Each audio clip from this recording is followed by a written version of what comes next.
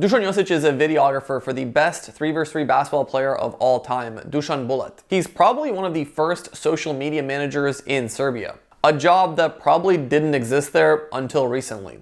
Bulat and Dusan have been making and investing in content long before it was lucrative to do so. His story of how he got into the space is just as interesting as the person he's making content about. We talked about his love for telling stories, traveling the world with Bulat, 3v3 basketball, and growing up in Serbia. Timestamps down below.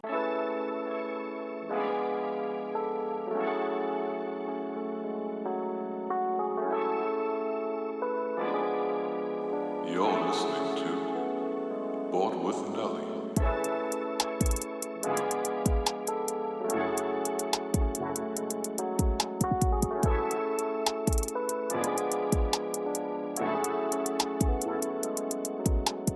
I can rewind and like start from the beginning, just like to introduce myself. It will be also like useful to you. So my name is Dusan Jocic, and I'm born and raised in Novi Sad, Serbia. I'm currently 28 years old. And for the majority of my life, I was like in some kind of arts in general. Like since age 4 or like before my 5th birthday, I started playing violin because my older sister was playing the violin. So like I was very early introduced to like art in like in any form. And I think but I also like my parents were like pretty like dedicated to like make us me and my sister like more than like what occasions and just like surrounding it is in Serbia. Of course, like I was very lucky that as much as like the growing up in Serbia can be hard, but I was very lucky that I was never hungry. We always had our home, so like in that sense you always had like your basic needs covered. But you know how it is with like a human brain, like you always want something more and you always aim for something more. So like even though you have like all your basic needs covered, you're aiming like, oh, how can I figure out and get something that I don't have right now. So like I think at the end of the elementary school I was, because like football culture in Serbia is pretty big. You always have like those like Red Star, Partizan in Belgrade. We also have Vojvodina in Novi Sad, which is like amongst top 3 football clubs in Serbia often. So like at the end of the elementary, like I was hanging out with my friends in neighborhood. So we started like with the idea, oh, it's nice to hang out together in the weekend, go on the football games. So that's where I started like being more involved with the sport. Of course, you watch like all the games. I remember even back in 2000, watching the basketball games of Yugoslavia with my father and everything. So, like the sport is definitely a huge part of the growing up in Serbia. Like there are courts everywhere. So you also spend a lot of time on the courts outside. But for me, the story started basically with going on the football. And then I was really like pretty regular going on like away games, home games, everything. So of course my parents weren't too happy about it because like with football in Serbia, a lot of bad things are related. And there are a lot of violence, drug use, and like all Hooligans. yeah, of course, like a lot Yeah. of bad influences that you are surrounded. So when I start getting interested in photography, that was like I would say like around middle of the high school, or like by the end of the high school, my dad saw that opportunity to push me like in other direction. And then of course like in Serbia it's not like these days, you have even cheaper like cameras that you can buy, then you can start with like photography. But yeah, in that moment with the market wasn't still like too big. And of course in Serbia like it's very hard to get a lot of stuff. You can't just like order it from the internet and then deliver by your home. So it's basically I think around my 18th birthday, because like 18th birthdays are big in Serbia, you get like a bunch of presents or money. I managed to save up, and then like my parents gave me like a half money, and then I gave the other half, and I found like a second hand like a Canon camera. So that's how I basically started with photography. So even from that point you can see like nothing is given. Like if you want to do like photography, you need to find a way how you can put some money aside, or like wait for the first day, get their money, and then like save it from there. So that was like my introduction to photography. And I was really lucky that some of our like friends, like house friends, were into photography and they could give me tips. So that's how it basically started for me. And then my father saw an opportunity to like still like he didn't want to like ban me from going to the games, because you know, like when you are that young, you will just like banning anything will never like bring anything, you know? So he was like, okay, you still want to go to the game and you're like doing photography. And I was like, yeah, I would like really like if I could make some photos of, you know, like those football matches. And it was really like a lucky like coincidence or like lucky situation that one of our house friends was in the managing board of football club, you know. So he was like one of people's. And then my dad made a call and said like, hey, can you help me, you know, Dusan is interested in doing some sports photography, can you, is there a way to get him an accreditation so he can go there? And especially in Serbia, you know, like there isn't a lot of money in like sports photography, or like back in the days in that like sports marketing. So it was pretty easy for me to get it, because like for Vojvodina as a football club, they were like, okay, here's another guy who will do it for free. We will have like okayish picture, you know, not bad for first time, but you know, it's a nice thing. So basically, that's how I started with like yeah, like sports content in a way. Back there, it was only photos, and that was for me like when I was in a high school. I was going in that like general high school where you're still not dedicated to something specific. And I was really having troubles because, as I said earlier, you know, I was playing violin since I was really young. But of course, you can't live from like classical music in Serbia, so that was not a option for me, you know, to with the career choice. I was going to ask you that before you continue. Was there ever like, because I know my parents were like this as well, because I was also, you know, I wanted to do something a bit more creative, but there isn't a lot of money in creative things, at least when I was a kid. Or maybe there was, but they didn't see the path. So in their mind, they're like, well, art's like photography. How are you going to live off that? Usually, you know, engineer, doctor, lawyer, nurse, these are careers that you get pushed into. But your parents never said like, hey, the art stuff's fun and all, but when are you going to get a real career? No, I think that was like even today that is like a kind of approach, especially Really, yeah. yeah. My late father, because I lost my dad like 2 years ago, I think so, or a year and a half ago. Like my dad was a doctor, and my mom is a school teacher. So you know, I'm coming from not really artistic family in a way. And Right. it's like both, like being a doctor in Serbia gets you okay money. It's not like anything big, but for Serbian, like yeah, I like teacher, not that great, but it's still like, you know, you look at it as like some kind of profession.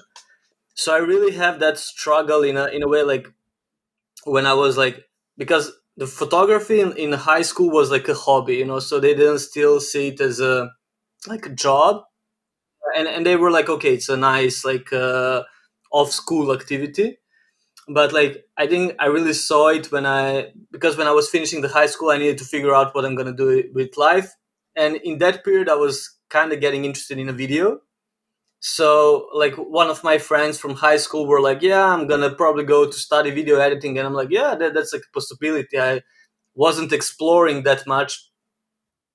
And then when I started like mentioning, my mom was still like, oh yeah, that's nice, but maybe you should like also prepare something else because you have those like entering exams for universities. She was like, oh, that's nice, of course, like you should do whatever you want, but it was also pretty scary for them because like in Serbia, in Novi Sad, you have that Academy of Arts, and then you have like departments. So you have like painting department and music department and like movie department. So my yeah, what I wanted to do is like video editing, and that's like under like film movie department. And they only like back in the days when I was getting in, they were only accepting 5 people, and like they had like entry year every other year, so you couldn't like, it's not even this like every year, so like if you fail this one you can try it next time.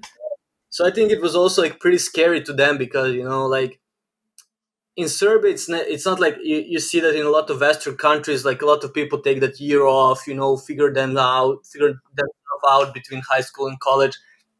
It's Serbia, it's not like that because They don't have that. yeah, you need to get the money, you know, like this way or the other. So like usually it's like, okay, figure out the school as soon as possible so you can start working as soon as possible, or you don't go to school, you go to work, you know. So I can understand them, of course. It's a scary, especially because that like it's a slippery slope. So I think as a parent in Serbia, you must like start thinking like, oh, if he doesn't get in a college, like, oh, what he's gonna do, like if things gonna turn south.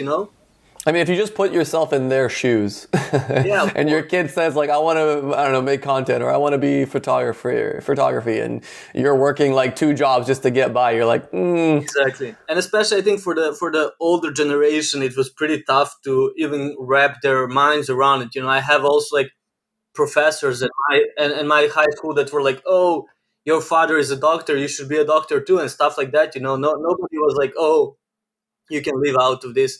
But I also had like, I was pretty lucky because like one of my, like, you will see like later in my story, like I had luck with my neighbors because it was always like some kind of affecting my life. So I also had like a neighbor that was working in a local television oh wow, TV yeah. station. So like when he saw my dad, just like in front of the building, and when my dad said that, I want to study video editing, he was like, oh yeah, that's really good. That's promising. It's a real thing that you can learn, and it's not just editing. Then you can also be a director, this and that. So it kind of helped, that you had people who were saying, but I mean, if you just had access to the internet, right, at that time, video editing was a thing you could learn entirely online. Exactly, It yeah. was free, and then you can immediately start making money from it because you can find clients online. I think even Upwork was probably still around, Yeah, and for sure. Fiverr and all those things. So, if you just, I mean, if you don't know that, Exactly. knowledge is power, right? And it's not like, yeah, I can still understand my parents why they were worried, of course, but for me it was like, okay, I want to do this, I'm gonna dedicate myself, because yeah, as I said, my mom was still like, oh, you're gonna do something else. And because I was studying Russian as like a second language in my high school, she was like, oh, maybe you can prepare that, it's not too hard, like entry exam, and you're good at it and this and that. And I'm like, yeah, no, I really want to dedicate myself. And it was But that's the mindset in our culture. That's like, have a backup plan and have a backup plan for the backup plan. Like, Yeah. have 3 different plans, which is good in one way because it's built for like bad times. It's built for war times. It's built for bad economies. But it's bad in another sense because it doesn't let you focus fully on the thing that you really love, which Yeah. makes that thing that you love a little bit less to what it could be. Yeah, if you think about it, my sister was born in 1993. I was born in 1995, so that's in the middle of like the biggest Yeah. crisis that country went through. So it's not really Yeah. that, like, they can have a mentality of like, oh yeah, do whatever you want. It's Right. it's Your sister's my age. I was born in 93 actually as Oh, yeah, well. yeah. Yeah, So- in Serbska Mitrovica. you get the feeling. So for me, it was really like, yeah, I'm gonna, and I have that mentality, which is like, I'm gonna prove, if you say that I can't do Yes. something or you doubt me, I'm gonna prove you wrong. And that's just like how I push through.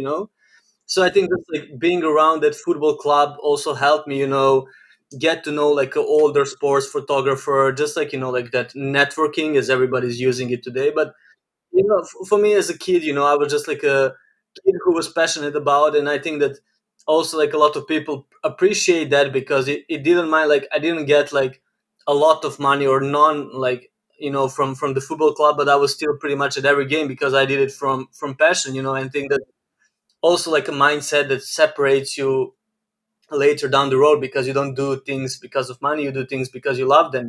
Right. And the quality shows in the work, really. Yeah, and it was like, and like that's the investment you put in, but you also get like a huge experience, and that's like through that opportunity, I learned, to be better. I get to practice, every day. So I always have this, sorry to interrupt you. I always have this conversation with people that talk about like, in this space, it's usually you work for free for a little bit till either at your own stuff or at someone else's stuff as an internship. And they complain, oh, I don't want to work for free. Okay, let's compare that to the traditional route where you go to school for 4 years and you pay someone a lot of money in the Western world. In Canada and America, you pay $40,000 to $200,000 and then you finally get. So what's the difference? The difference to me is similar. Like, I mean, and people are often impatient, I would say, because you really need, like, I know it's like a bit of, like a general statement, but you really need to trust the process, because you need to put in the work in it, and you need to like let everything, fall into a place, because nothing's gonna happen. Like, even if from somebody outside it looks that it's happening over the night, like it's not gonna happen. It's you need to put the work in, you know. Right.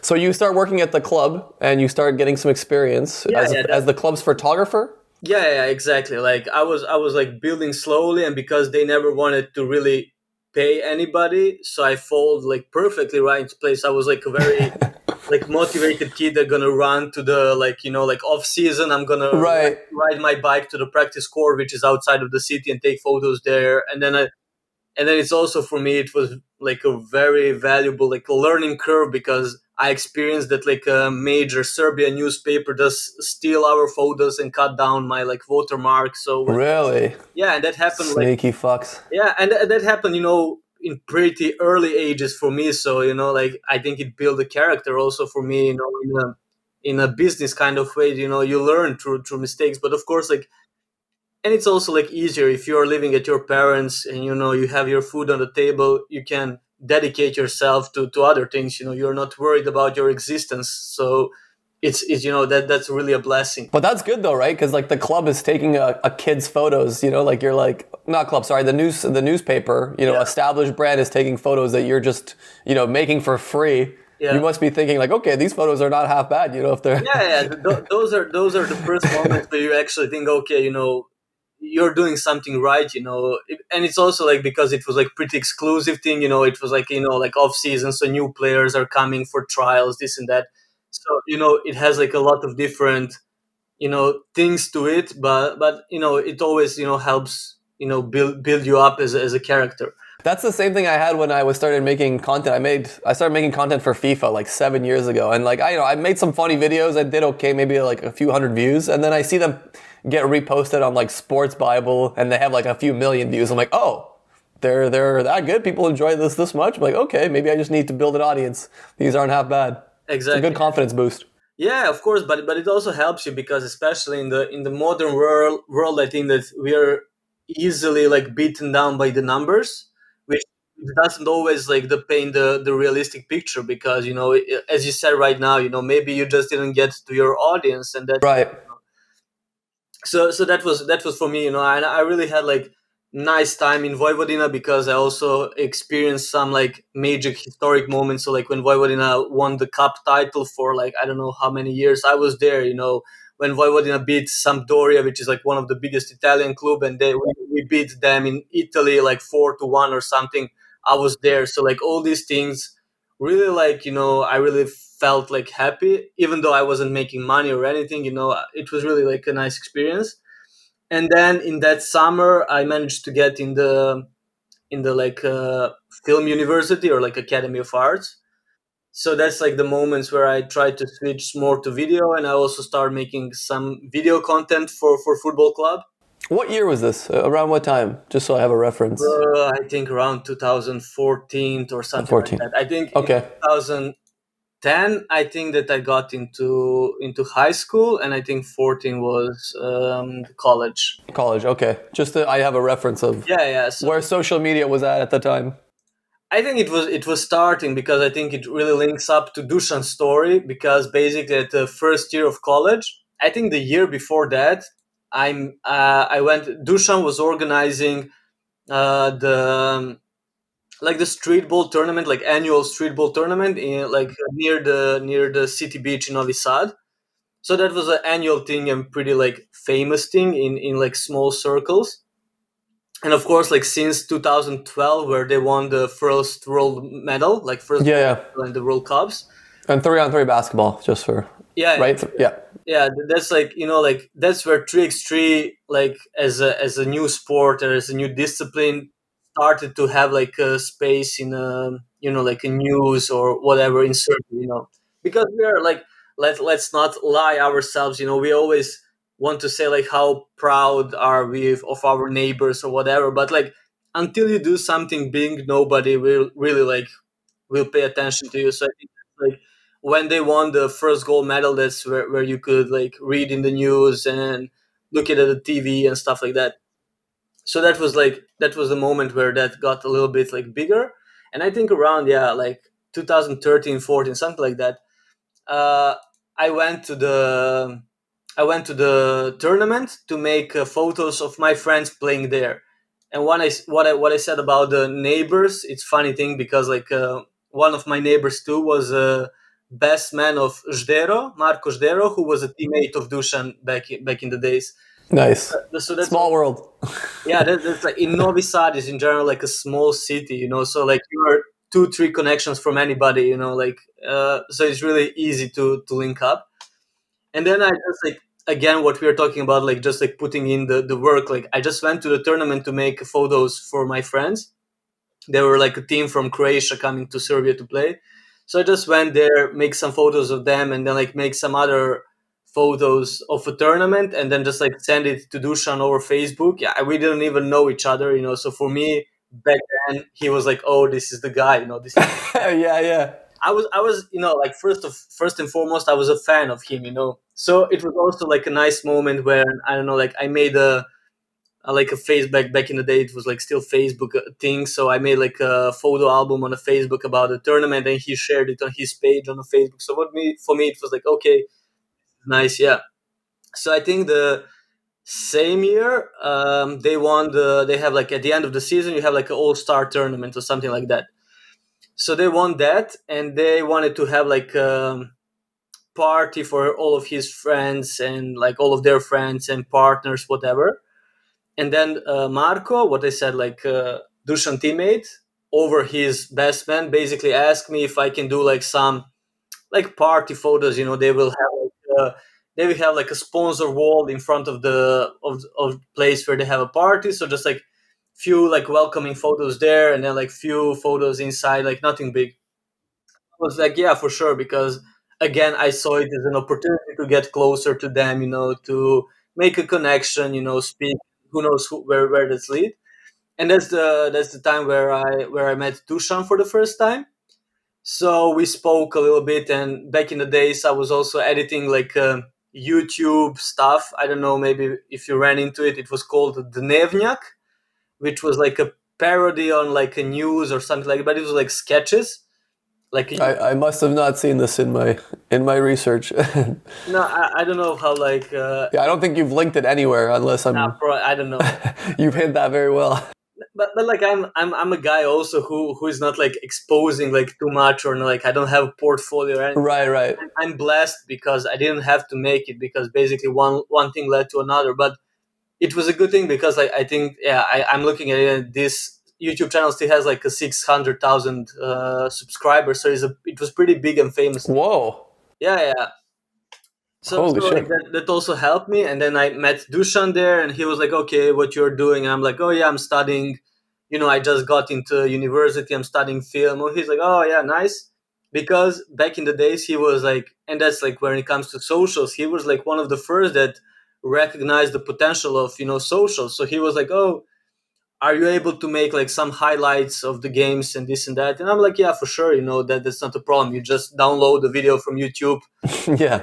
Cut down the best moves. It's not a Right. So he was like, yeah, perfect. And because that was in the winter, of course, like the end of the season, he was like, okay, let's start from the next summer when the season starts, So basically, like we stayed in touch, and then like next summer, they started with their tournaments again, and basically that was the routine, like I would download the games from or like the whole tournament, and then just cut the best parts, and I would send him a video. Back then, he was the one who was basically publishing stuff on the Instagram, and he did it on its own.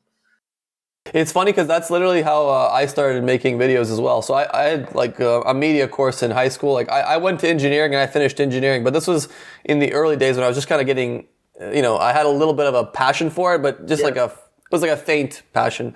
And I started doing some video editing software, basic edits, and then all my friends are like, hey, we're trying to apply for this college, we're trying to get a scholarship. Like, do you know anyone that can make like a mixtape? Yeah. And I was like, I'll try it.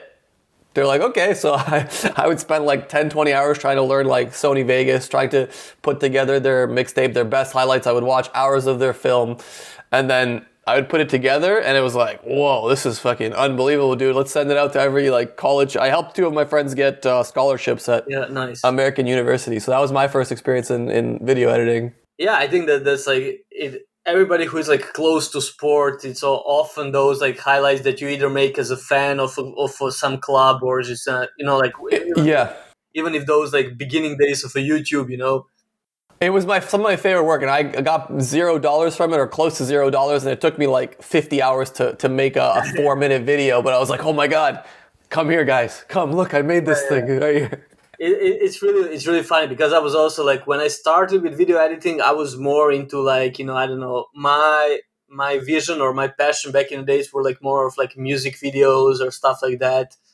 So I didn't really like, sport was something that I was like very passionate about, but I would lie to you if I said that I had an aspiration to be like a sport content maker or whatever. Right. No, I just love sport. I mean, I played basketball, tennis, football. I love all these sports. So when someone says like, oh, you want to make content about sports, I'm like, I like those. I can do those, sure. Yeah, of course. And especially it's always easier if you're passionate about something. It's easier because you understand it more, because that's what I'm seeing these days. A lot of people saw the need of like need to do something on online, but if you can see that it's pretty fake or pretty forced, because it's, you don't see like that passion, or they really understand the sport on its own or stuff like that. And it's really like, it's more or less like you can easily get it. But it's problem, because now there's money in it. People want to get to the money, and usually when you follow just the money route and you don't have a passion for it, eventually it'll show in the work, or it'll show in your excitement for it. Exactly. And I think that's also like what differs like Bulut from other like Trick players, because like how he represents himself online, that's his like if you meet him in person, that's he, like, so it's not really like that there is like a big difference, or that he needs to fake it, or pretend to be somebody that he is. And so I think that always helps, with the whole thing. So I think that was like back in the I was like scrolling through to find it. So it was like July 2016. That was the first video basically that I made that he published. That's on your Instagram? That's on his. That's on his Instagram. Okay. Yeah. So that's how basically started. But what I want to see it. Yeah, I want to see the quality of the video. No, it's like I can send you can I send you the link here? Maybe? You can send it to me on Instagram, because I don't think this has a. Just out of curiosity, maybe I'll put it up on screen as we're talking about it. Yeah, it's like the. No worries. Oh my god, yeah, he has a lot of content. Yeah. I'm scrolling for days here. What's your Instagram handle? I think it's Bored with Nelly. Oh yeah, Bored with Nelly podcast. Yeah. So it was like pretty basic, like even by these days. That's what I'm really triggered as a content creator, is that like until today, the level of like video production that is like Trick surrounded by is really not that high. And that's what I'm triggered by, is because we are living in 2023, and like possibilities are limitless basically. And then like people are still trying to be cheap and and save on just like video production. It's crazy. What do you mean? Can you explain that a bit more? Yeah, like if you see like the tournaments, like if you for example, like FIBA Trick is the biggest promoter of the sport, like the biggest organization or whatever you want to call it. So like if you see their videos or their highlights or their like mixtape compilation, they're pretty much the same as they were looking like 6 years ago. You still like, they didn't make that extra effort to have like clean videos without scoreboards or stuff like that, to have more angles, to have like slow-mo cameras on the court. It's really like very slow progression when it comes to media attention and to like video production. And I think it's very important, because if you want to promote a sport, you need to like have the best of the best, to have it like look amazing. It needs to have that buzz. It needs to have that buzz all the time. Yeah, exactly. I even see I don't know if you watch NBA highlights on YouTube. They have those 10-minute highlight videos are revolution. Like, I think whoever came up with the idea to condense the entire game in 10 minutes is brilliant, because basketball is so long, and I don't know if you've ever seen NBA in person. It's kind of boring sometimes. Like, it's kind of a dead atmosphere. But the guy that figured out, hey, 10-minute videos, everyone's going to watch those. exactly. Like that's $1 billion idea. Exactly, and that's like why I'm a bigger fan of 3x3, because you can watch the whole tournament in 2 days, the game on Right. 20 minutes. Right. So it's like for a younger generation with like span, attention span. Attention span problems. Yeah. Yeah. 3x3 is perfect, but yeah, and that's like back in the days. Yeah, that's how we start. Like what I have sent you was basically the first video I made for. It was like pretty like simple, straightforward, just like his. Or like the team highlights, and then Wait, what you sent me though is a picture. did I? You sent me a picture. No, it's a video. I don't know. Oh, there's a link in the thing, but it sends me to like a 7-hour stream. No, it's the link. No, like when you open the post on itself, it's a video. It turns into a video. Okay. Yeah. Weird. I can't play it. I gotta check on my maybe. phone. That doesn't matter. But yeah, It's very old post, so that might 384 weeks ago. Yeah, so Jesus. that's like July 2016. That's where we officially like started to like work with each other, and that's why I'm also very like, yeah, like I'm beyond grateful to Dusan, because like if you think about it, he gave me an opportunity where I didn't have like anything. Like I didn't have a portfolio to show him. I didn't have like anything. I was like, yeah, I know how to do video editing, and he was like, yeah, okay, let's do something. He just believed you. Yeah, so like right. if you put that in a perspective, like I like my life basically changed because of the relation with Dusan and like all the opportunities that came with like working with him, And when you rewind to that moment where we met and how we started, it was like basically, yeah, he was like, yeah, I want to do something. So even back days, he wasn't like, oh, I'm gonna go to like a marketing agency and then like ask them to do something. He was really like, let's find people around me who can work and who can create something, because he also have that story coming from coming from the streets and something. And of course for me it was like why I still value him as like a huge role model, because like in Serbia you are not surrounded but by so many like great people, if you think about it, so like having a proper role model around you, like somebody who was really like have a like me and Dusan lives like 500 meters apart, Really?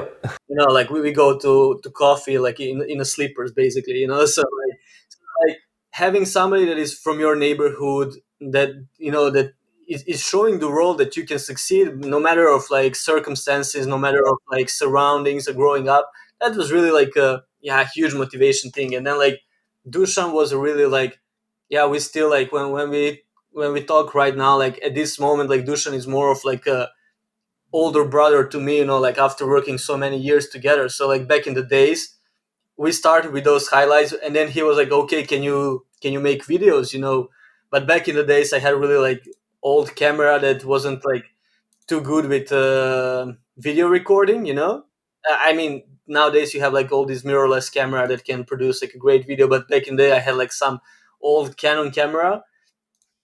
So he was like, okay, like let's figure out what we can do. And then like basically I think he had a friend in the USA who was like coming back for summer holidays or something. So he was like, or I think maybe Dusan was in the USA or something. I don't know. But basically he was like, okay, let's figure out, I can buy you an equipment and then we can figure out the plan. Basically you're working for me, but instead of getting paid, you're going to work out the equipment. So like at the end you have your own equipment, which was like, pretty good. Yeah. for me, because like, yeah, I can't afford it right now, but this is perfect, Yeah. So that also shows you like how is he treating people around himself and stuff like that. So basically I got like the small like Sony Alpha 6300, I think, camera with like a kit lens. So that was like, yeah, like even back in the days you have like some very bad like videos that I made with Canon on that like street tournament that was happening annually in Novi Sad. But from that moment on, we could like create basically something, and that's also where it started, with our idea to maybe do something around YouTube and record some practices and this and that, all the time, making small steps. And I think back in the days it was pretty easy for us because first of all he was bringing the results, which always helps with any kind of marketing. If you're the best, if you're winning, that always helps. but it also like back in the days the market wasn't so like busy, so like whenever we did something, it wasn't that like other 20 players were doing. No, so like that really helped us to I can send you also this like this Please. from also like September of 2016. These are the one of the first videos that I like recorded and edited. So it was also like for me like a great opportunity, to just like just like play around, get better at the things that I'm planning to do in the future. So that's how it basically started, and then like step by step, he was like, we first started with the videos, then he was like, yeah, I think the main problem, and I think the thing that I'm most sad about is that we always had like money problems in a way that like I couldn't travel with them to every tournament. So I was only like a few tournaments with them, So I think those are when I look back in the past, those are the missed opportunities, of course. But I still managed to travel to some tournaments with them and also to create some nice content. And like again, like I'm very I'm very grateful to Dusan because he was like giving so much opportunities and like paying from his own pocket, like it wasn't like, oh, we have sponsors, so here is the money for the video. No, Right. like, Yeah. he was like, He told me he never got like, the country to give him some money for any of this stuff. And even to this day, he struggles with that, despite all the success that they've had and literally established Serbia as the most dominant 3-on-3 basketball team on the planet. and that's the problem with the 3x3 as a sport in general, is because like until these days you don't have really like a professional structure where players are like secured with money and everything. So like if you don't have like a safety for your own like finance, it's really hard to think that like you will like get money for like content maker back in the Right. so that's really like surreal in that sense. But he was always like trying to invest in that, which is like if you think about it now, it's really like crazy that like somebody had that vision back in the day. So like imagine in 2016 somebody investing in Instagram, Yeah. That's insane. Yeah, and for a long time it was of course like the one way investment, of course, because we didn't get any return. But I'm very proud when I think that like we managed to build like the whole profile and everything from like zero, I would say, not from zero, of course, from some ground, but we never like paid any ad, we never like do things that we Organic. You got organic views. exactly. Yeah. We did everything organic, and it's also like like we built it on our own. So like in everything was Dusan and me. There wasn't like a marketing team or like 10 people Yeah. thinking about. So Yeah. even to these days, like 2 days ago we are chatting like randomly something in the evening, and he said, "Oh, listen to this song. It could be nice to make a highlight with this song or something like that." So it's really like a very like family like atmosphere, I would say. Like a family-run restaurant or Yeah, business. exactly. Yeah. Very very small circle. And then of course I'm very proud that we managed to build the whole thing to the level that he has like being international brands as a partners, like. And then like a year ago or something, I was making photos that was part of like a global like a boss, like former Hugo Boss, now only Boss. So Dusan was part of the campaign, and we were making like photos for a global campaign in his apartment. So like just imagining to going from the point where I didn't basically have a camera to a point where you're doing like huge things is just like You went from zero to making photos for Hugo Boss. yeah, basically. I mean, we like he was a part of a global campaign, so like it wasn't like especially for like Hugo Boss, but he was a part of the campaign. So in the same moment where we published, like all the like the biggest stars in the world published the post in the same way, in the same. Right. So yeah, it's just Oh, I like think I've seen that. I think I've seen that post. Yeah. That was recent. That was pretty recent, no? I think it was beginning of this year or something like. Beginning of this year. Yeah, I saw that. Yeah. So That's awesome. that's basically how it started, and like we went with him to the first like the World Tour Finals, which is the crown of the 3x3 events and stuff like that. So from a moment of like making photos and videos, in one moment I basically grew into a role of like a social media manager. Right. because he like at this moment he didn't want to be bothered anymore with like posting on Instagram, posting stories, Yeah. He's captions. not a social media guy. He doesn't Yeah, like of to. course, like Yeah. he did it back in the days because he saw a need for it. But later, he wasn't like, I'm gonna be in the tournament and think about like the next game and then still like be on my phone posting, Right. watch the live stream, we are coming Right. up in 10 minutes. So I think he was also like a pioneer in that sense, that where he like just let go and gave me like his password or whatever, and he said like, okay, you're handling this now. Right. Are you still doing that? Are you still handling? Yeah. Yeah. Yeah. Was that even a role that existed? Was when that happened, a social media manager? Was that even a thing people? I would say in Serbia, no, No, for probably not. sure. But I don't know in the world. Like, yeah, I think like the everything social media related is pretty loose in the sense of like who is really thinking about it as a real job or not, Right. like stuff like that. So Right. especially in Serbia, like yeah, it's not, and it's also like yeah, how you really treat the social media manager. Are you just like posting things, or are you coming up with the campaigns, or you have like a proper goal or something? But it was always funny to me because what I said to you, like it was all the time, it was Dusan and me, like sending each other like the ideas or what we run into the, like you see something on Instagram, send he send it to me or I send it to him, or like we could do something like and of course you're getting inspired by bigger brands and stuff like that, and try to do stuff. And when I scroll now through Instagram, we did so many different things, just trying stuff. But yeah, like we tried to build something, and of course what I said to you, it's like with the good results, that of course like Makes it easier. yeah, much, yeah, when you're especially like in Serbia, when you're having like good results in a national jersey, so it's like a World Cup, Euro Cup, stuff like that, you get like a You get lot. attention. Yeah, Yeah. yeah, you get a lot of attention. Everybody's writing. So we were also like being very strategic or very smart about those moments. So like if it's a World Cup going on, then you would think about the posts that are more like patriotic or stuff Yes. like that. Right. So like when people read something in the news, they go to your profile, or even like I even experienced. I think it was last year with the Olympics or something, that like people in the news were like quoting because I'm coming up with a caption or something. Yeah. Yeah. Yeah.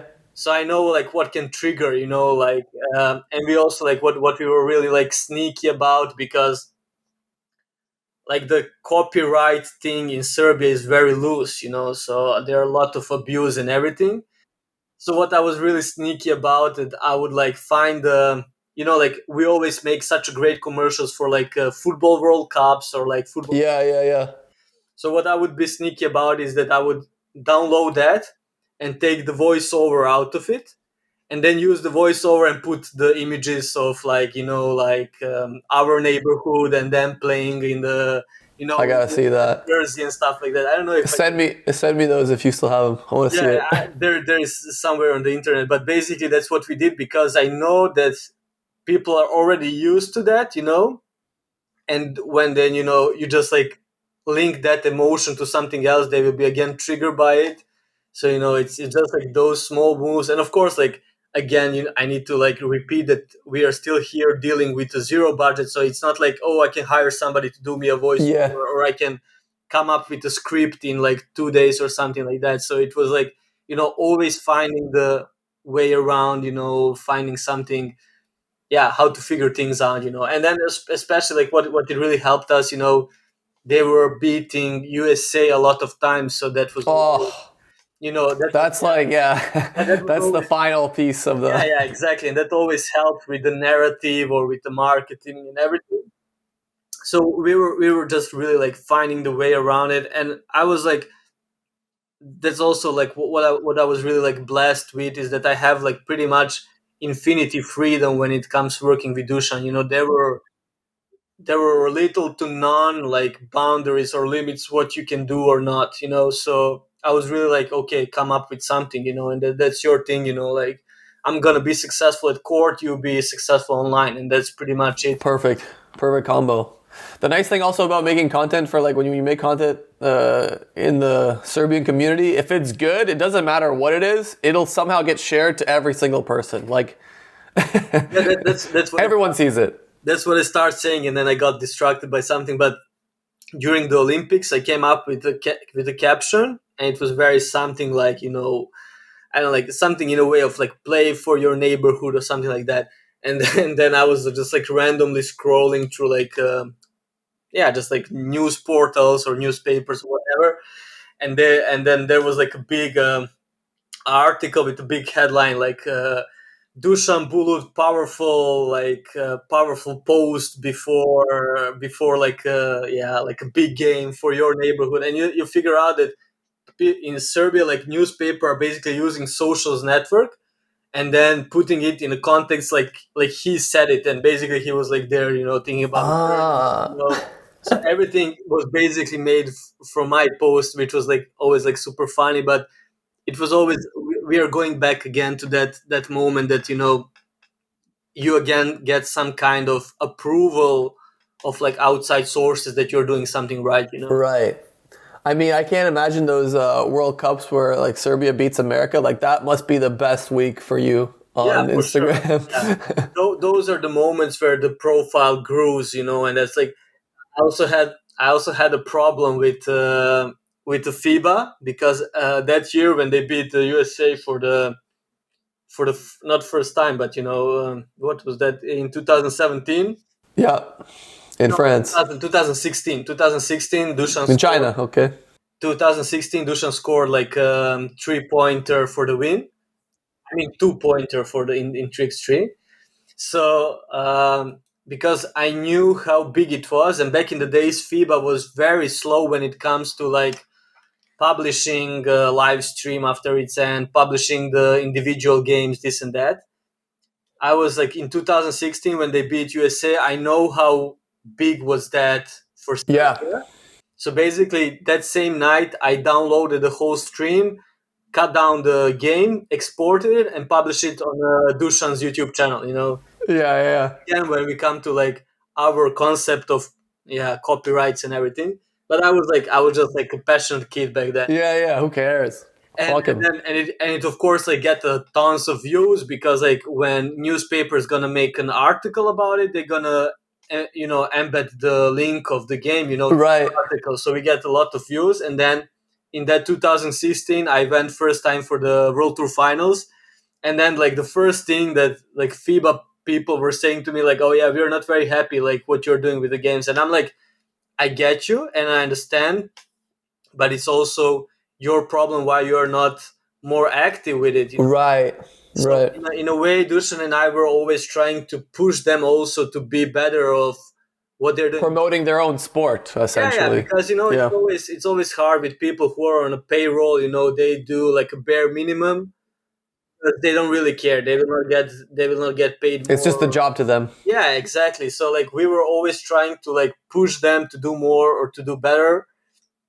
So it's always like it's always funny to me, and then like they won again like the world goal, and it was really like the whole narrative was really like going towards our favor, because it's really easy. I'm struggling right now because I'm helping with the Dutch Federation and the Dutch 3x3, in the Netherlands, and it's really hard to build a narrative when you don't have like a consecutive like wins or like right. championship mentality, because it's really hard to like why are you gonna be who's gonna watch you over anything else? Yeah, like who's gonna cheer like for you if you're constantly finishing like fifth, for example? That's really hard, to build a different narrative. Tell me more about the 3-on-3 unites. How did that come about, and what are you currently doing? 3x3 unites in Netherlands. Yeah, so basically I was like in one moment, I think also like 2017 or something, Dusan started thinking more outside of court, like what he can do like for the community and like for the future, if he thinks about like retiring, what he can do like after the retirement stuff. Sure. Like that. So he first started with like building his own court in Novi Sad. So that was the first thing. But we tried to like make a whole brand around it. So it was like Bullet Hoops, which was basically like kind of basketball camp where like people would come to Novi Sad to train with him, or we would travel somewhere and have like a basketball clinic or like whatever you want to call it, where he would basically like teach and spread the knowledge. And because he was very, like he was first of all very successful, and second of all very knowledgeable, so it was something that you can sell as a product, but not even that, but just like trying to help the sport and like help other countries and whatever. So in that 2017, I think that's where I don't know. I think it was 2007. Don't like I'm very bad with the year. It doesn't matter, no worries. Yeah, but around 2017, 2018, we started with that like whole thing around like those like basketball clinics. So I think it was 2018. So so that's where we started to like have those like international stuff. So back in the days, like the Netherlands was like in the top of the tricks tree also. So it was always like the a lot of final games would be like Amsterdam against Novi Sad or Serbia against Netherlands. So like they were very close to like Dutch players, and there was the guy who is like one of the owners of Tricks Tree Nice is Jesper Jopse, and he was like the top of the players like back in the days. He was like playing against Dusan, but he was like having very good relation with Dusan as a friend, because like in those Trick Street tournaments it's very like family like, because like once you finish the tournament everybody's in the same hotel, you're gonna go together to the party, you're gonna Right. together. It's a small community, right? It's a really small community. Exactly. So like if you're a relaxed guy, there are like high chances of like just getting a lot of friends from different countries, different teams. So Dusan and Jasper were really like good friends. So we went first in Jordan, in Amman, to have like a first basketball clinic, and then I think after that we traveled to Amsterdam, and that's basically when I first got in touch. That's the first time where I visit like Netherlands and Amsterdam.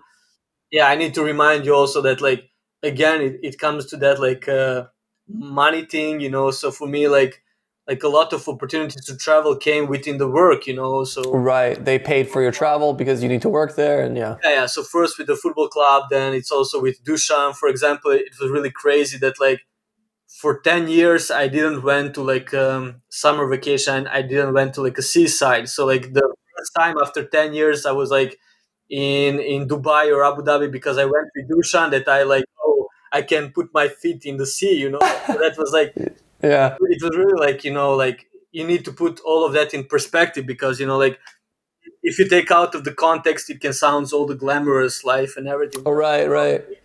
It's really like you start. You're getting by. You're struggling. You're just getting by. Yeah.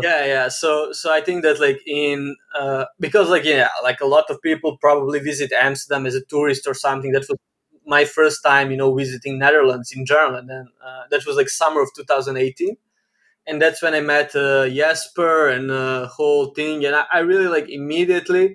First of all, I immediately like the like energy of people, because like I traveled earlier to, I don't know, like a Germany or something, but people were more like closed, not Cold, reserved a little bit. Yeah. Conservative. when I traveled to Netherlands, it was the first time where I like felt really like welcomed, and everybody. And it also comes down with that whole Trickster Unites as organization, because they're really like family like organization, because they are basically non-government organization in Netherlands that use Trickster as a sport, as a tool to help unprivileged kids in in like bad neighborhoods in Amsterdam. So like they really have that whole like a whole roadmap from like a streets to the world tour, because they basically do like a weekly like stuff on the neighborhood courts, but they also organize like the world tour, like a tournament in Amsterdam. So they really have like the whole and everything in between. So they have like a whole structure. So for me, when I visited Amsterdam first time in that summer of 2018, I was immediately like amazed by everything they're doing. About like, I fell in love with Amsterdam. I think still think is like one of the most beautiful cities in my opinion. That's of Yeah, agreed. very subjectively thing, but No, Amsterdam is beautiful. It's well built. Public Yeah. transportation is amazing. It's green. The people are relatively open. Like it is a very cool place. Yeah, so for me that was my first contact with them, and basically from that moment on we pretty much stayed in touch. And back in that 2018, of course, because I traveled with Dusan, I made some photos, some videos for them and stuff like that. But it stayed on that. Like even back in the days, I had some kind of vision of me living abroad in the future, because like in Serbia, if you think about perspective wise, it's not very perspective country. It's nice to live. If you figure out your life, you can build your own bubble and live nicely. It's not very like perspective proof or like future proof, if you want to say it like that. So back in the days, I was also like having that story, like, oh, one day I'm gonna live abroad, but like nothing to like okay, this year I'm gonna move or something. No, I was Right, nothing concrete, nothing serious, nothing yeah, exactly. 100%. Yeah. I would just like go with the flow. And then, yeah, with Dusan, I was very lucky that I could travel, that I could, meet other people and also like build my portfolio. That's what you said right now. Like you couldn't find anything. It's like I'm both like blessed, maybe cursed by it. I don't know. That's questionable, but Okay. I'm blessed that there wasn't a moment in my career that I needed to build a portfolio, because basically Dusan was my main client or whatever you want to call it. And then a lot of job opportunities came through him, because like people would be like seeing my videos on his profile and they would be hiring me, or just like calling him and like, oh, who is the guy that is making? Right. And that also led me to like, I think last year or something. I don't know if it's last year or 2 years ago, because the Dusan is a Red Bull athlete. Red Bull approached me directly to do some stuff for them. So that's also like without Dusan, maybe there is a possibility, but it's really questionable. Huge. Yeah, no, that makes sense. You're the guy now that handles his social media, and he's a presence on social media, so you get all these opportunities through that. Basically, like, no, that makes a lot of sense. That makes a lot of sense. And true, and that's the funniest thing, because I really like that my role really like grew over the years. So basically nowadays I'm most of like Dusan's like a right hand when it comes to like partnerships, dealing with the emails from like potential sponsor partners. Affiliate marketing, all that stuff. That's all. That level of that experience is amazing. One, because you get to learn everything, and then two, if you get to put on your portfolio and you manage this big person on Instagram, like that's a perfect combination. Yeah, and the funniest thing is that like that wasn't my primarily like education or like thing that I work, but it just like one thing led to another, and then like I think that it's also like comes down to our mentality, and I think that's what I learned just being by Dusan, is that he also like he just wanted to play like basketball, but like over the years he also needed to grow into somebody who know how to invest money, or how to look for potential sponsorship, or how to make a yearly plan of budgeting or whatever. But those things are a lot easier when you. I mean, it sounds corny and generic, but follow the passion, the money will come. So as you follow your passion and you have to learn on the go, it's not actually. I mean, it is work, but it's enjoyable work. It doesn't feel like work. Yeah, and I think that the problem is like that sounds all nice, but the problem comes in Serbia, because like you can do that if you have your basic needs covered. And I think that's what I'm again repeating, why I think I'm blessed in that sense, is that I had all the time I had my basic needs covered, and then I didn't need to like go and be a bartender so I can pay my bills or something like that. So Or work 8 hours a day, come home exhausted, have to put in another 5 hours into social media. Yeah, it doesn't mean that like, of course, I don't want to diminish the amount of work we put in this, and I want to say, but it's of course much more easier to like do. Like I needed to like, there was the tournaments in the USA where I would need to like wake up in 3 in the morning to watch his tournament, do highlights, put the stories. Of course. So like even back like last year, like last year, which was Olympics, or 2 years ago, 2021. So there was Olympics during the summer, so I was basically on my summer vacation, and I'm putting quotes when I'm saying my vacation because I would wake up in 4 a.m. because they were playing in Japan. So I would wake up in 4 a.m. to like watch the game in Japan, put the stories, and then I would have like I would go to the beach with my girlfriend, and then like go back to the apartment and then edit the highlights. Right. So Right. there are a lot of like yeah, not everything is perfect, but I'm always very pissed when I hear like influencers and anybody complaining, "Oh, this is really hard." Yeah, this is really hard, but I think that like somebody who is working like as a cashier in a at supermarket has much harder than me. So I'm not in a position to complain where I'm doing something that I love, that is very like artistic and free. So it's just you enjoy your work. Talk to me about what you are planning to do in the future. What's your big aspirations in this space? Maybe in basketball 3-on-3, maybe you want to do something else. Tell me what you're working towards. So my current situation is what I told you before we started recording, is that like when I met people around Tricks Unites, that really seemed like a nice thing because it really related to what we are doing in Serbia or what we were trying to do in Serbia, but it's much easier in Netherlands because we have support of the government, about the country, city, municipalities. So basically what we try to like when we break our backs to make something in Serbia, they do it like much more easier, because it's like a structured country. So when I lost my dad and when things in Serbia got not so good politically, I really like that was a trigger moment for me because I was like, okay, I'm 20, 27, 28, years old. Like the time is running out. I need to like in the near future I need to take care of my mom, and I need to like make like some bigger moves, Okay, it's yeah, I'm gonna move abroad, but like okay, what we're gonna do, like something like very concrete about it. And I sat down and wrote an email like a year before that. I went to Netherlands to do like a tournament that they organized. I made like content, so that was also like again a reconnection with them. So basically, when my dad died and everything happened, I just like sat down, wrote an email to Jesper, and I'm like, "Hey, is there a chance that you can help me?" And of course, I'm not asking you to figure out my life, but if there is like an opportunity to work or figure something I'm out. not asking for a freebie. I'm asking to work for you. I'm asking for Exactly. an Yeah. I'm opportunity. just like Yeah. I'm just asking for like a level playing ground, and everything else I can figure out on my own. So they were very nice and very welcoming in that sense. So like last summer, it was the first time I went to Amsterdam, and of course because Serbia is not in the EU, the whole working visa process is very tough. So back last summer, I went first time in Amsterdam and spent like 2 months and then month back home, and in and out.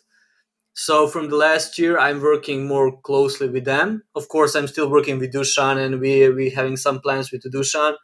But in general, how I like first of all, I would really like to be able to move to Netherlands because I think there are a lot of opportunities there, especially because I'm again eager to help promoting sports in a different way, in a different country, in a different circumstances, because I have already been through, so I know the way.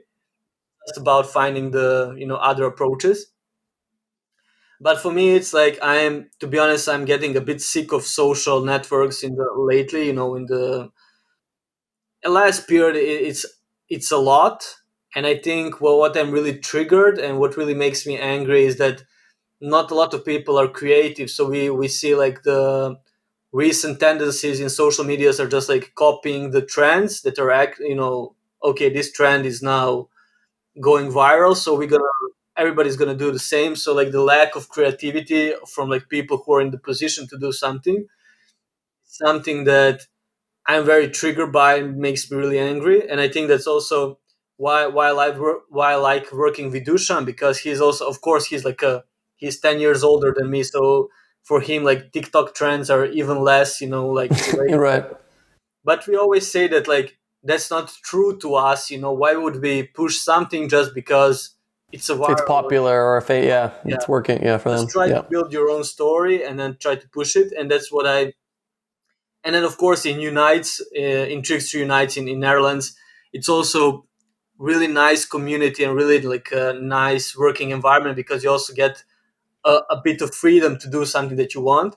So Do like, you want to, sorry to interrupt you, do you want to keep working in the 3-on-3 space basketball, or is there anything else that you're more passionate about? I mean, like I'm in general, like what I'm more drawn out to is storytelling. So like Storytelling. storytelling in a any way. So I think that's also like 3x3 is still interesting to me, because I think there are a lot of stories that are still untold.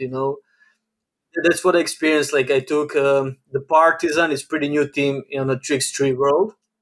So there was a guy that I was like, oh, like he plays nice, he acts nice on the court, but like nobody was promoting him. And when they came to Amsterdam to play the tournament, I'm like, okay, are you interested maybe in like sitting down and have like interview? Like exactly what you said. Like I'm not making interviews because like something specific. I want to get people known. I get to know them better, and then maybe create some small storytelling piece around them. And then I randomly sit with this guy, and then like he opens up and tell his amazing like story that he lost his parents pretty young, that he needed to like fight through, that he has that mentality that is on the game. And then you're sitting there and like, how the fuck is like nobody seeing this in the sport and not using him as a role model for like the kids, who've been Right. in sport, going through the same, so those story moments in general are something that I'm more drawn to right now. Yeah. Tricks, I get that. That makes sense. yeah, Tricks trees, I think still a lot of unexplored, yes, terrain, I would say. But yeah, the thing is, I've been quite a long time right now in it, and both Dusan and me see that we are a bit, tired with the sport, in a sense, like you have seen everything. The sport is not making a big progression, so we are also trying to see like how maybe we can help that, how we can paint a different picture, because like what you said also earlier, once the money starting going in, a lot of different people showed up, a lot of people showed up with different, Motives, different objectives. yeah, Yeah. which are not related to sport. It should be like the like 3x3 is basically the sport that you can play outside. It should be have that heart of, like a neighborhood game, somebody from the streets that can basically gather three of his friends, go to the first tournament, and then slowly builds up and reach the world tour. And now Dusan was making some calculations or something, and basically, like if you want to have a team or start something, you need like a 300K or something to do like something properly, which is like Wow. stupid for us, That's like crazy. sport, like it should. It's crazy for a sport that just needs a basketball hoop and a basketball to need 300,000 to compete. Yeah, but it's like it's with people's greed, like with the organizations that want to earn more, and I get that. We know how the world goes, we are not stupid, but we still try to find what are the untold stories, how we can, and that's what I'm trying to do with like Unite, because we are there dealing with unprivileged kids, and trying to use Trickstreet as a social tool. So it's really also really nice if you can show them that you can go from your neighborhood and be your like local hero and help the Sure. community. Yeah. You have an old court in your neighborhood, you can refurbish it, and then like tomorrow you will have like 20 new kids just because the court is looking nice. Right. And that should be, I think, if you ask me, that should be the core of the sport and everything. Use the sport as a tool for like a social change and do something bigger, because yeah, like all the medals, all the sports success, this and that, all the views, all the likes, that comes and goes, and shouldn't be like The goal. It shouldn't be the objective to try to get as much clout as and, possible. and for me, that's like when you ask me about the future, I would really like, because I never wanted to say like, oh, I'm a social media manager, I'm a content creator, or like whatever. Like that's like, for me, it's all like all those like titles are really, yeah, Yeah, meaning. has a negative connotation now to Yeah, it. yeah, for Yeah. sure. But I don't tell people I make content. It feels yeah, weird. yeah, that's really stupid, because like yeah, we have that stigma that grow around. But for Yeah. me, I really have, and that's like what I'm personally most enjoying. Like if you ask me what I'm watching in my free time, I'm really like enjoying like hearing other people's stories, and then like Right. just in just like you can find something that is interesting in everybody, in your Yes. neighbor, in your, parents, in your, I don't know, your partner, whatever. Everybody has a story to tell. And for me, that's why also I'm a huge fan of documentaries, because you can tell like a whole untold story. And we also see what's the effect of Last Dance that had on Netflix, So like everybody knew that season, everybody knew who Jordan was and everything. But like that whole like behind the scenes, like the whole complete new story opened up so many like, things to be discussed, to have like a whole new perspective on the things that we already know about. So that's really something. Yeah, if I could. I'm with you. In a sense that I like doing a podcast with people as well, because there's a lot of people that have. That's the bigger goal. Okay, one goal would be to somehow fully make a living out of this. That's the financial goal. But the bigger goal of the podcast would, for me, be get a bigger audience for some of these stories. Because there's some guys that I've had on the podcast that have told me stories that I'm like, I don't know how this is not like known by everyone. I've had like journalists like that wrote about like Mexican cartels, and they told me about all this crazy stuff that happened. And then the same guy that I had on my podcast a year later actually ended up working as a janitor, and he wrote a book on Mexican cartels in Canada. So to me, it's really sad that a story like that doesn't get enough coverage, or a person like that doesn't get enough attention, and not from like let's make this person famous. No, it's like let's hear your story so we can learn from it. Like there's something here that should be valuable, should be listened to by more people. Absolutely. Listened by more people. And I think that's also like what we try to do with Dusan, because like you would often like run into the comments where it's like, oh, if this guy was living in the USA, he would be a millionaire, like with this story, with this like success, right, and that.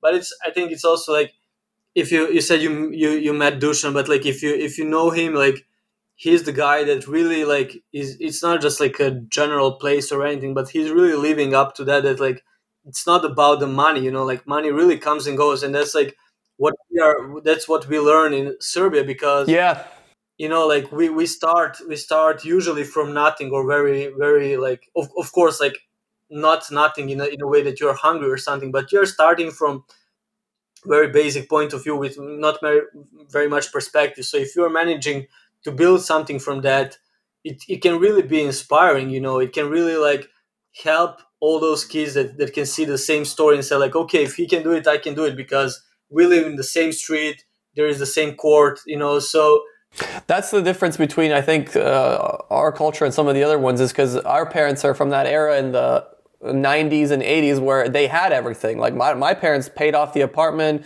we had a car, and then all of a sudden, in a course of less than a couple of years, we went from everything to the country's failing, like the apartment is worth nothing now.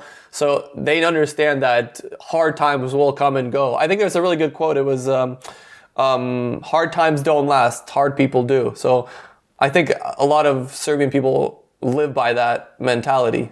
Yeah, and nothing. First of all, nothing is given. So like if you're honest working people, I don't want to like talk about all the criminal stuff, which are also a bit problem. But like if you worked for your money, if you earned it properly, you know how to value it, and you will not be like easy on it or like spend it on stupid stuff. And it's very like I would say like a healthy approach to life, and yeah, it's just something that I also try to like keep in me, also like no matter where you live or what you're surrounded by, just like take the best from what you have, where you grow up, and try to represent your country or your city in the possible light, because of course we are like often, as a Serbia, we are often lighted by so many negative and bad things. And of course when you go abroad, you can always like run into like some negative stuff, but you can also be ambassador yourself. If you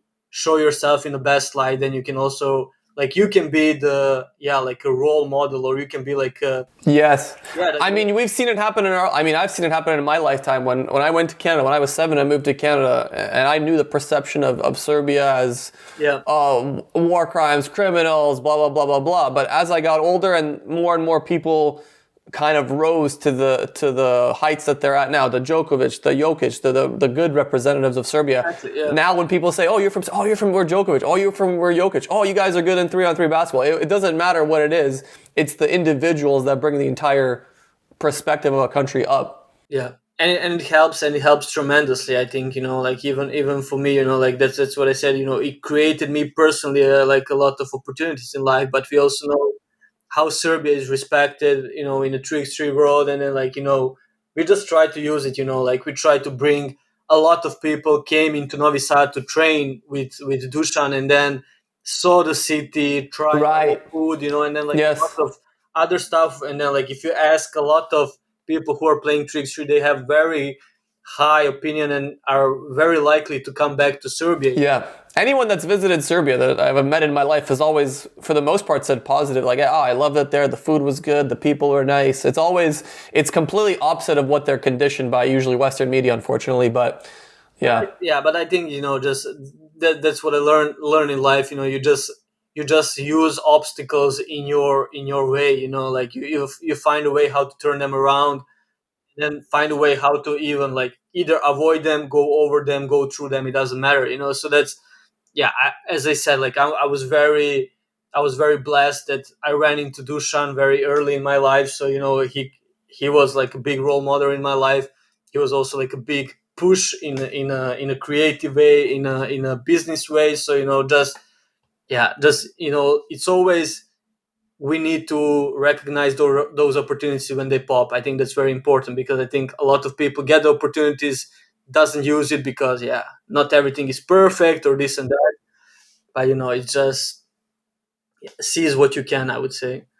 This is a beautiful time to end it. I usually do an hour. We did an hour and 15, about hour and 17. So thank you for your time. I love stories like this. I love to hear Yeah. how you found your own success and your own path in life. And I hope this stuff in Netherlands works out. And if you're ever in Valencia, you have my information.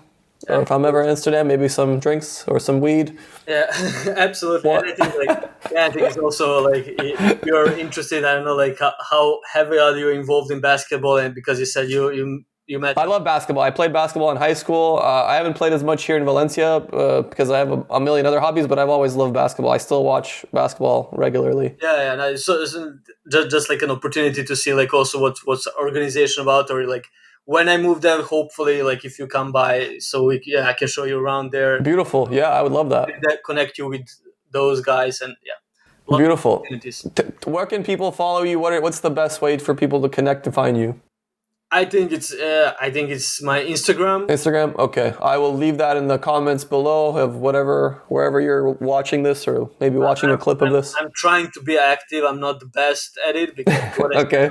I'm getting sick of socials day by day, but I'm trying. It helps. It helps sometimes. Exactly. I'm trying to keep that, like, business mindset in mind, and try to push myself for those reasons, to at least, like, through stories, share from other profiles what I'm making. So that's what I'm trying to do. Beautiful. Dusan, thank you for your time. Appreciate it. Thank you for having me. Keep in touch.